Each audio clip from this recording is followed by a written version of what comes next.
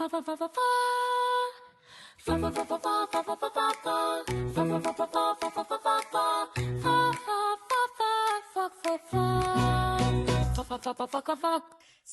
翻埋嚟，我哋係粗口先孤語，斯文薩滿，又歡迎大家，每次都係呢個開場白，又歡迎大家嚟到我哋嘅 channel 啊！好，我哋今日要講嘅係台灣拉布布，點解係拉布布咧？首先就係因為呢個由拉布布嗰人講，就係因為我唔聽話咯。明知道係應該要問咗食唔食得先啦，同埋明知道自己唔食得啦，跟住仲要偏要食夾硬食啦，跟住之後就又拉咗成程布布。戴翻個頭盔先，本節目內容為個人經歷分享，僅供娛樂及啟發思考，不代表任何專業建議或宗教立場。跟住之後就話係痛先嘅，未拉先嘅，係跟住就痛，但又安唔到。係啦，跟住之後咧，佢見到我面如死灰咁樣，跟住我話，我覺得我要死啦一下，搞唔掂啊！真係搞唔掂。係啦，呢個拉布布之旅咧，其實係我哋上年咁上下時候，都係11月嘅時候，我哋就去咗轉台灣。咁點解我哋嗰陣時要台灣咧？嗱，真係唔係好記得㗎，唔記得咗因為要去呢一個嘅台中嘅財神廟啊，定係想去呢一個太陽廟，台中係太陽廟。太陽廟去台北，係咩？喺台北。咁我哋本身係淨係想去台北先嘅，但係問嘅時候就叫我哋去台中嘅財神廟，跟住我哋先再去。唔係啊，唔記得咗。我哋仲要去呢個得個財財神廟都係簡少年推介嘅。係啦，其實3個地方都係簡少年推介。OK， 好，係啦。總之我哋就睇咗個 YouTuber 啦，咁就係台灣 YouTuber 嚟嘅，佢就叫簡少年啦，佢係一個命理老師嚟嘅，但係佢講嘅嘢都係比較新派一啲嘅，即係唔係好多恐懼啊嗰種嘅。咁就佢又介紹咗幾個財神廟，咁我哋嗰時咧就想去啦，咁所以我哋就去呢個旅行啦。咁但係因為我哋每次去旅行之前咧，我哋都一定會做足功課，為咗令我哋嘅旅行更加順利順暢咧，我哋都會先問咗我哋嘅靈魂先嘅。首先啱唔啱去啦，日期啊幾時去幾時翻啦，由邊一個機場入啦，台北定台中？因為可能我哋一開頭淨係諗住去台北嘅，但係後尾咧就問咗唔係啊！最撚好笑嘅係咩？上次我哋係飛台北，跟住即日去台中，跟住喺台唔係肯定係啊！即日去台中，跟住留咗2-3日，我哋先再翻台北，跟住再喺台北飛翻。係喎，我哋唔係台中人，唔鬼知上次點解咁多機揀啊？我仲同同事講唔係喎，明記得我好似搭長榮去咩嘅喎，話點解今次冇嘅？係啊，所以就係咁啦。所以我哋係上次係咁，但係有時係唔知點解嘅，但係我哋都會聽話。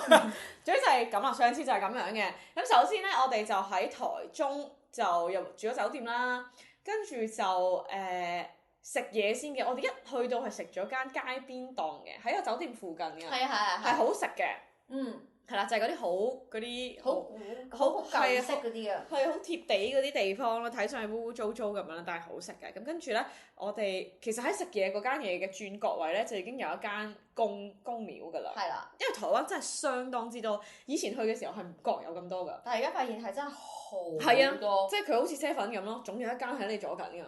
係啊，即係譬如好似我台灣啲朋友都話，有時佢哋會走去跑宮廟咁樣咯。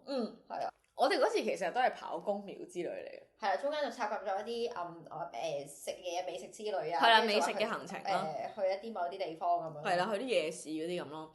咁我哋要分享啲咩咧？除咗分享呢個斯文薩滿呢個拉布布之外咧，就係都有啲好神奇嘅事情發生嘅啦。首先我哋咧第一晚喺台中嘅時候咧。咁其實到嗰陣已經4-5點㗎，即係 check in 完4-5點已經開始準備要天黑㗎啦。但係我哋都問咗話要去一個宮先，咁嗰個宮係咩咧？廣天宮。冇錯啦，廣天宮。咁呢個地方我哋嗰陣時係選擇行過去嘅，因為又唔係好耐，而附近咧又冇一個合適嘅車站。我哋行咗大概20零分鐘到啦，咁就去咗啲好細嘅巷仔，總之佢唔係嗰啲大路嚟㗎啦。咁跟住就去到呢個宮啦，好神奇嘅，我自己覺得，因為咧台灣啲宮廟咧就好仔細嘅，好大塊板咧就會喺嗰度寫住，你首先要向邊度拜，1、2、3、4、5、6、7咁樣列晒出嚟㗎，佢嘅精神啊，跟住佢嘅庫殿啊咁樣啦，你就跟住佢俾你嘅路線去拜啦。咁嗰陣時我記得我哋係嗰度好似係冇得補財庫嘅。我哋就求籤，我記得我哋有求籤。咁嗰邊咧最過癮嘅就係咩咧？你要擲聖杯，係睇下佢會唔會賜支籤俾你。係啦。咁但係我哋開頭係我啦係唔知即係有笑杯啊嗰啲分嘅。總之我覺得唔係聖杯咧就係 no 嘅意思，我冇再深究。但係其實3個唔同杯，聖杯啦、笑杯啦同埋 no 嗰個係咩杯啊？唔記得咗啊！係，總之係中咗 no 嗰個杯啦。要唔要查下咧？我哋我而家即刻查下。係查下先。咁跟住之後咧，就擲啦，咁啊求籤啦。咁我唔知啲人係咪咁講嘅，總之話係要連續3個聖杯咧，先可以話嗰支籤係 yes 啊嘛。但因為我哋又係屬於嗰啲懶嘅性格啦，咁陰杯。哦陰杯、聖杯、笑杯同陰杯。聖杯係 yes 啦，笑杯就係可能你問題未問清楚啦，考慮中啦。係啦，考慮中啦，諗緊啦。咁而陰杯咧就係完全 no 嘅意思。咁我就求籤啦，我就求咗呢支出嚟。咁咧你就要將支籤咧放喺個神台面前，咁跟住你就去擲聖杯，就問呢支籤係咪俾你嘅？咁一開頭咧我就想擲3個聖杯啦，但後尾實在嫌麻煩，我同嗰個正神講，我話可唔可以咧？我哋就即係協調一下，我就擲1次聖杯就當係啦，因為有時你擲得多咧係會亂咗嘅，反而。咁跟住係啦，咁佢就話好啦 ，OK 啦，咁我就擲1次啦，咁就抽咗啲籤啦，就去咗攞嗰啲解籤紙咁樣咯。係同香港唔同啦，香港就係攞個籤筒跟住熬跟住出嚟噶嘛。係。咁跟住咧我加插一樣嘢，我就有一次我就係聽有個 YouTuber 講啦，咁佢台灣過嚟嘅，咁佢咧就走去抽，就好似台灣咁樣抽籤，抽嚟抽去都話係唔啱啦，跟住但係先知原來即係你去呢個地方叫做。入鄉隨俗，係啦，入鄉隨俗你就要搖咯，係啦，就係咁樣咯。因為台灣啲籤筒係巨型啦，同埋唔係拎得起㗎啦，跟住佢支籤係極長啦，有你手臂咁長，即係前臂啦嚇咁長啦。你就手臂咯，佢手臂又短啲。咁跟住之後咧就係啦，就你就抽啦，抽完之後就好似頭先我講嘅步驟咁啦。所以呢個係一個神奇嘅嘢嚟嘅，因為以前去台灣其實都去過好多次，但係冇試過一啲咁嘅體驗啦。係啊。係啦，呢個就係。俾我哋認識到呢樣嘢啦，咁跟住之後咧，我哋就走訪啊，真係走訪各大廟宇，捐窿捐罅咁走。咁有啲咩有趣嘅事情你分享咧？咁佢個廟宇嗰度有個住新娘娘啦，就突然之間就嗌住我啦，咁跟住之後就有嘢同我講咁樣。因為其實住新娘娘喺我之前一直嘅心目中就係求子啊、生育啊咁樣，其實佢都關一啲女性嘅事嘅，其實即係可能有時你月經唔順啊，都可以揾佢啊嗰啲咁樣嘅。咁就咁啱咧，就係有個客人咧就想懷第2胎，咁就想我哋幫佢可能就調配一啲精油啊咁樣啦。咁跟住之後咧，我就初頭咧我就諗住呢個配方咧係問宇宙攞嘅。咁跟住但係點知咧，突然間住新娘娘咧就嗌住我啦，就話要俾個配方我喎。咁跟住我就真係簡直係有啲受寵若驚。佢成日都係咁嘅，開口夾着嚟，容忍一下大家。咁跟住之後就係咧，就俾咗個配方我啦。咁跟住之後就即係話都可以多連結佢啦。咁之後咧就做咗一場，翻到嚟香港之後咧，佢仲叫我做一場叫住新娘娘嘅儀式啦。咁就其實都喺度介紹翻俾大家聽，其實佢唔係一定係掌管生育咯，佢仲代表一啲重生啊、女性嘅一啲能量啊，同埋一啲即係你月經真係唔順或者啲婦科病，你都可以揾佢咯，拜佢咯。係啊，有趣。呢個係其中一個啦，咁啊跟住另外一個啦，姑姑就係唔聽話啦，咁我就係揾華佗啦，華佗都唔理我咯，即係話我抵死咯。係啦，因為咧嗱，簡單介紹個背景就係咧，斯文薩滿佢係幾年前就開始唔食得肉啦。係啦，佢就係半魚素咁樣啦。咁就但係你都知㗎啦，去到台灣呢啲咁嘅地方，又點能夠唔食佢嘅鹽酥雞？又點能夠唔食佢嘅牛肉麵咧？係嘛？牛肉麵我真係冇食到嘅，咁啊例如滷肉飯，跟住之後我只不過食咗3次肉咋，跟住我就要係咧問，即係冇問嘅情況底下，我知道問咗一定唔食得嘅，咁跟住之後咧，佢其實知道唔食得嘅，但係佢就用唔問呢個嚟迴避咗呢個問題啦。跟住就開始痛啦個肚，就開始面如死灰啦。係，跟住之後咧就即刻問阿藥師佛咧，藥師佛咧同阿華佗都話唔使食藥啦，你抵死啦咁嗰啲啦，咁啊跟住之後咧最尾我都真係忍唔住，我都真係要去個藥劑師度買藥食啦，咁食完之後冇咁痛啦，但係我又要屙啦喎，跟住之後真係減點會死啦我。哎呀講到藥劑師咧，就係有個有趣嘅事情要分享。啊唔係，嗰係我哋去完財神廟先嘅。係啦，我哋首先去咗個北財神廟。北港唔知咩武帝廟咁樣啦，好啦，我哋就去咗嗰度拜完啦。咁拜完出嚟咧，咁就因為咧，我係染住一頭紅髮嘅，相當鮮豔嘅紅髮。係。咁咧，我哋兩個就行出嚟啦，咁就諗住喺嗰個廟度咧行去唔知邊度嘅。咁行下咧，突然之間有個都相當年長嘅伯伯，咁就開始同我哋講嘢喎。咁開頭咧，其實我唔係好聽得明佢講咩，但係我知佢嘅意思，即係佢有講下普通話嘅中間咯，就係話點解你要染紅色頭髮啊？佢話你知唔知紅色頭髮其實係代表一啲唔好嘅嘢啊，即係嗰啲邪道啊、魔啊之類咁樣嘅嘢啦。咁後尾佢又講啲台語啦，我唔係好明啦。咁粗口唔係咁斯文薩滿咧，其實佢知嘅，但係佢話我諗你唔想聽㗎啦，咁我話咁我唔聽啦。但係嗰陣時咧，我覺得好有趣嘅，因為紅色頭髮呢樣嘢咧，其實我已經好多年係咁㗎啦。而呢個紅色頭髮有時都會帶嚟一啲咁樣嘅問題嘅，咁但係我係好冇所謂嘅對於呢樣嘢。咁同埋我就覺得呢個伯伯咁樣問我，佢都係可能有自己嘅一啲認知啊，一啲嘅佢嘅理解，所以佢有咁嘅問題，所以我當冇嘢發生㗎。我覺得好好啊咁樣咯，即係我覺得係有趣嘅呢件事嘅發生係有趣嘅。咁跟住之後咧就行過一間藥房，咁斯文薩滿頂唔撚緊啦，咁就入去買藥啦。一入到去咧，裡面咧就有個都係若干年紀，即係同嗰個伯伯少少嘅。係啦嘅一個女藥劑師。女藥劑師咁啊，又未去到婆婆嘅，我諗都差唔多嗰個年紀嘅，即係有啲大嘅，可能一定60歲以上啦。係。跟住佢一入到去就望住我同我講話，哇！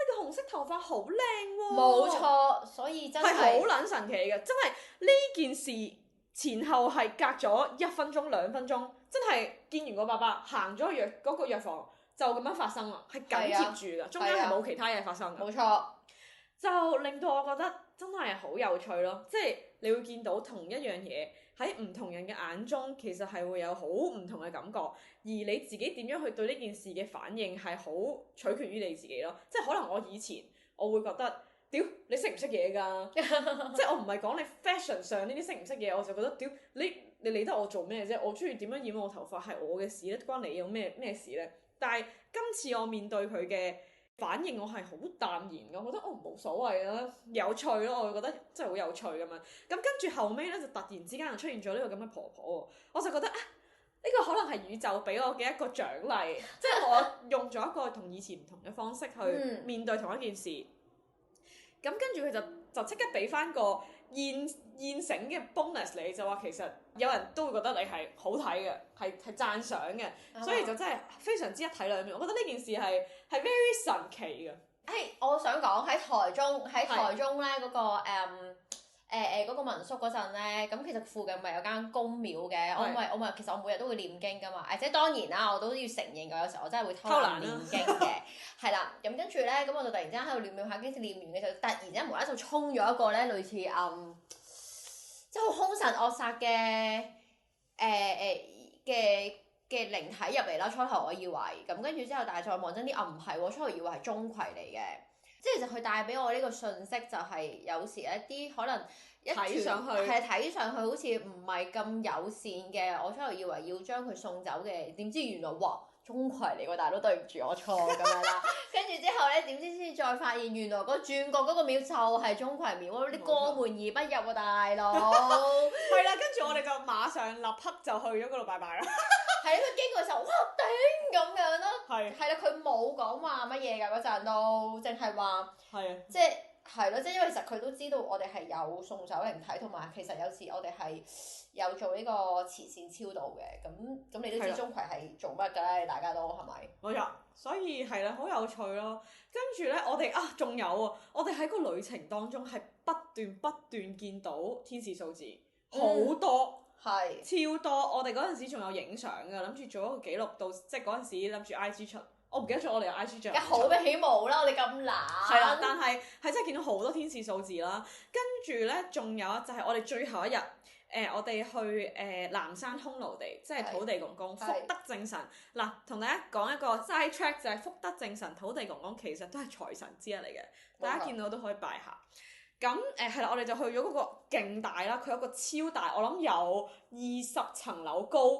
我哋行咗800幾級樓梯上去，係冇錯，腳都震埋。冇錯，佢首先咧，我哋搭咗一個車站啦，跟住一定要搭的士上去啦，除非你自有車揸啦，因為真係行係烏克蘭啊，係好斜嘅山路啦。咁上到去之後咧，就覺得嗰度好正啦。咁跟住嗰個能量真係好好，我見到啲嗰啲能量波波真係好好。係好舒服嘅。咁跟住就要行嗰個好長嘅樓梯上去啦。咁我哋嘅順序其實有少少調轉咗嘅，因為我哋去到第一層咧就停低咗，就拜咗一輪先。係。咁但係其實啲人後尾先知啦，話要上到最高，跟住先落翻嚟嘅。But anyway 啦，冇所謂啦呢啲嘢。咁跟住咧，呢個都神奇嘅。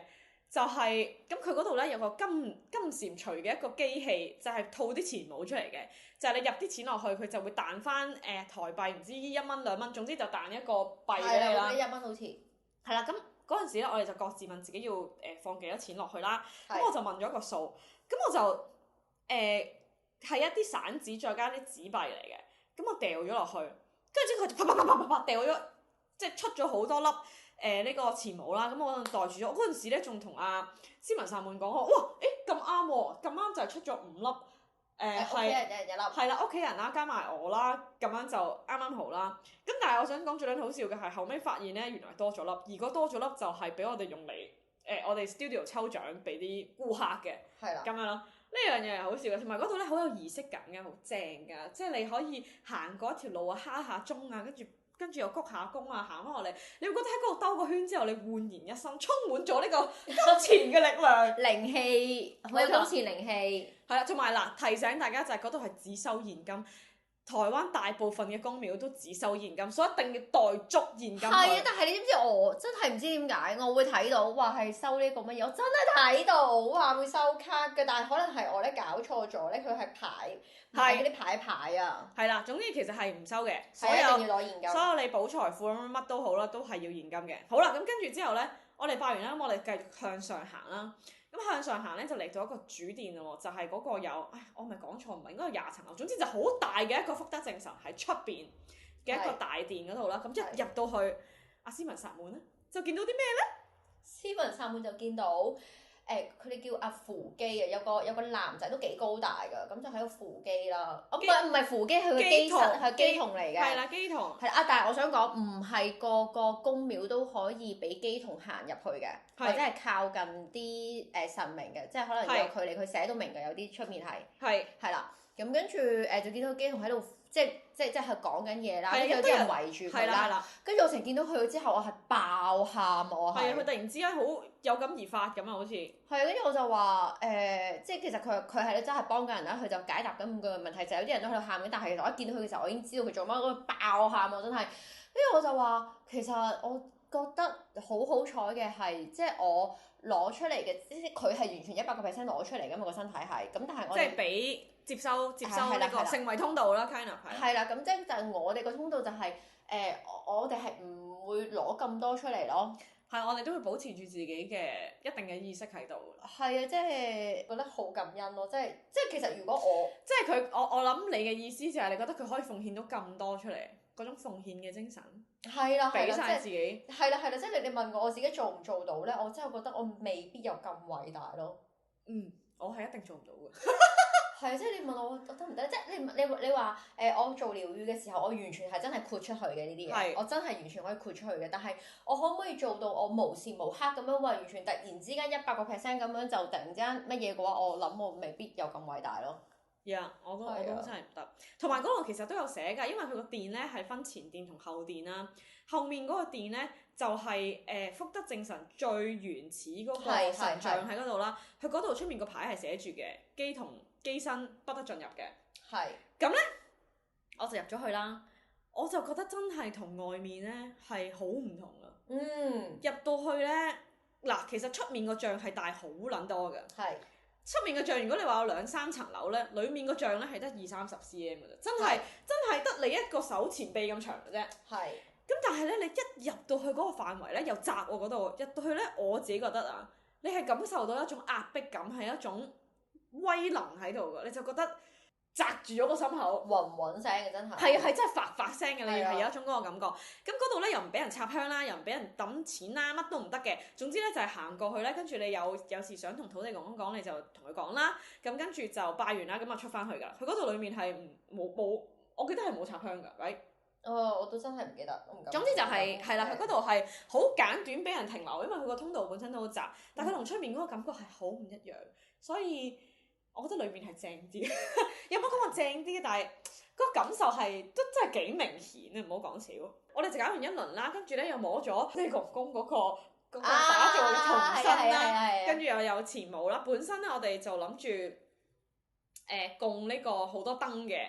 咁但係發現我哋嘅現金不足，所以就都係我嘅錯，唔係佢嘅錯嘅，總之係機緣所致啦。咁跟住之後我哋就重新再擲嗰啲杯啊，再揀下有邊啲係我哋而家夠錢嘅情況之下可以做到嘅嘢。咁跟住之後咧，我哋就懷住開開心心嘅心情啦，我哋就翻香港啦。冇錯。係啦，咁跟住落嚟咧，就喺下個星期我哋會出呢個嘅時候，我哋真係喺台灣又喺台灣啦，係啦啦，咁就我哋會再去一次。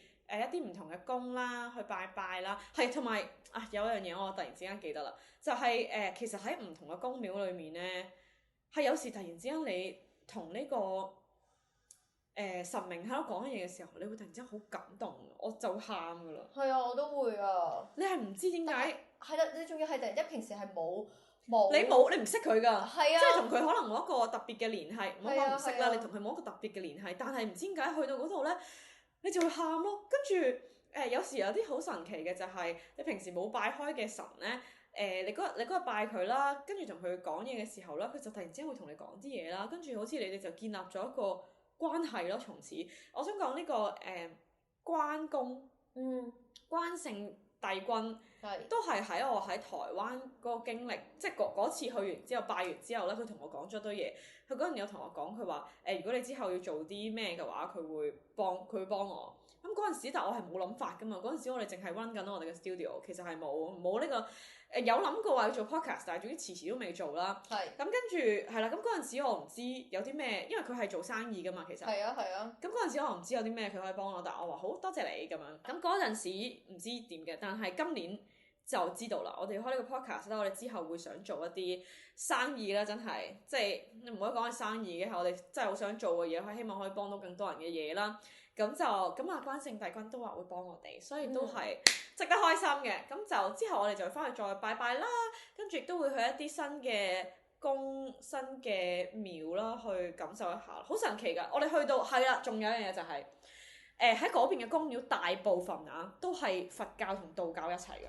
係啦，你會係呢個阿彌陀佛隔離，你會見到個可能係let's say黃大仙先算啦。總之係佢哋會喺同一個宮廟，所以佢哋好多都係道佛雙修嘅，兩個一齊係啦，就冇分得好開。係，同埋佢哋嗰啲廟祝公啊，係啦，即係都好 nice 啊！即係你真係唔識，你真係問佢，不過佢哋係好清楚講得。跟住我發現佢哋一樣嘢咧，首先點樣都一定係拜咗天公爐先嘅。冇錯，首先向外拜天公爐先，跟住之後先向正神拜。我仲有一樣嘢要分享，你記住你要講嗰樣嘢先。我記住我要講嗰樣嘢。就係咧我哋咪去拜太陽廟嘅，有一間，我唔記得咗台中定台北啦。但係點解我哋要拜太陽廟咧？就係因為今年咧，因為嗰年啊，太陽化忌係啦，咁就因為我成日都要飛嚟飛去嘅，咁所以我就要去拜呢個太陽神，咁就希望佢保佑我呢個 travel 順利啦。咁咧好撚神奇嘅，嗰個太陽廟喺山上面嘅，你記唔記得？我哋記得就係嗰個啦。跟住咧，佢咪有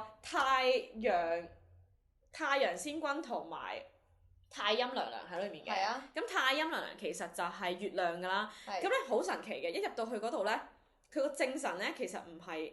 佢雖然叫太陽廟啊，佢個正神喺出面嗰個大殿咧，其實唔係太陽神嚟㗎。咁係後面嗰個殿先係啦。咁佢前面就有中間有個超大尊嘅太陽神啦，跟住咧左右兩邊咧就有太陽神啦同埋太陰娘娘。跟住喺呢個時候，因為我未知原來後面仲有一楷，有個小暗道，即係有啲似即係嗰個天奴地後面嗰個福德正神咁嗰個位啦。咁我就喺出面拜啦。咁跟住我就諗住問問題啦。咁我就都係攞個聖杯問啦，咁佢就叫我唔好喺度問，佢叫我去隔離問。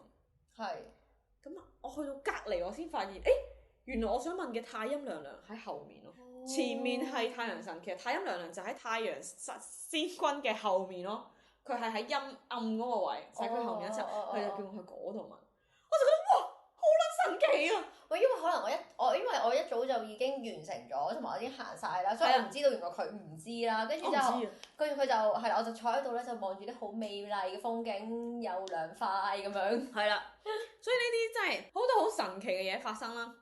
同埋有時喺一個能量好強嘅宮廟裏面留得太耐咧，係會頭痛頭脹，同埋你有啲頂唔緊，好想離開呢個地方㗎。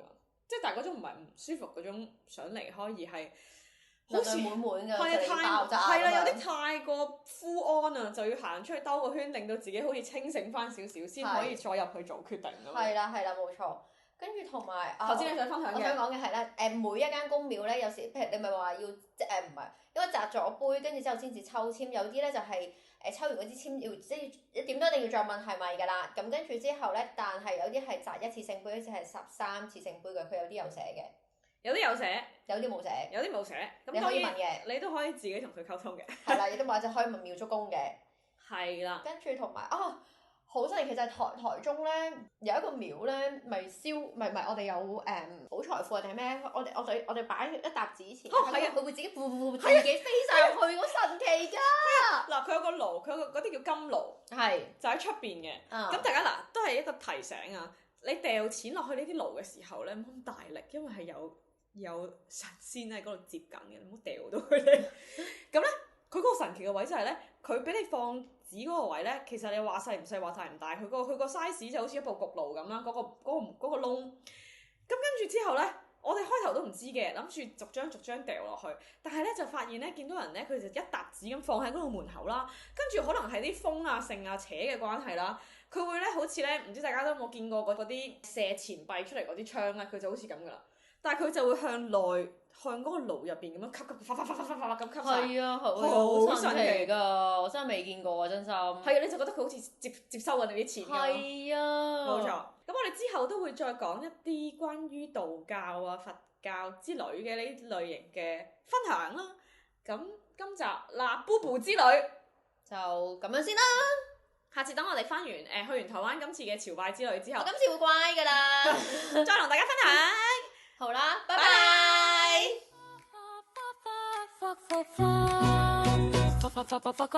我痛緊未屙嘅時候，哇！問你問食唔食藥？佢哋唔好食啊嘛。係啊，但係你都去食咗。頂唔緊啊，痛啊大佬。明嘅。